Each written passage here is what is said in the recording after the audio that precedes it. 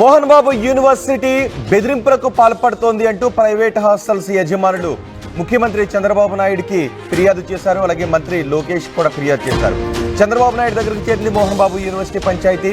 Mohan Babu university సిబ్బంది వేధింపులకు పాల్పడుతూ ఉన్నారు.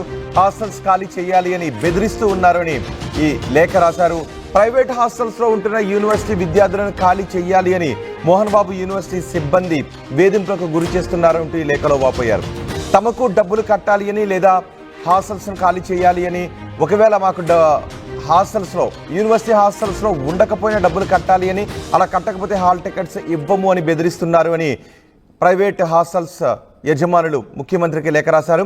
లోకల్ నాన్ లోకల్ విద్యార్థులు తమ హాస్టల్స్లో ఉంటున్నారు. వాళ్ళంతా యూనివర్సిటీలో చదువుకుంటూ తమ హాస్టల్స్లో ఉంటున్నారు.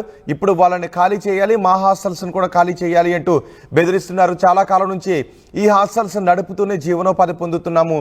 ఇప్పుడు ఈ హాస్టల్స్ని ఖాళీ చేయమని విద్యార్థులను మమ్మల్ని బెదిరిస్తున్నారు అంటూ ప్రైవేట్ హాస్టల్స్ యజమానులు ముఖ్యమంత్రి నారా చంద్రబాబు నాయుడుకి, మంత్రి లోకేష్కి ఈ లేఖ రాశారు. అలాగే మధ్యాహ్న భోజనం తినకపోయినా 20,000 కట్టాలి అంటూ బెదిరింపులకు పాల్పడుతున్నారు, విద్యార్థులను బెదిరిస్తున్నారు అంటూ ప్రైవేట్ హాస్టల్స్ యజమానులు ఈ లేఖలో పేర్కొన్నారు.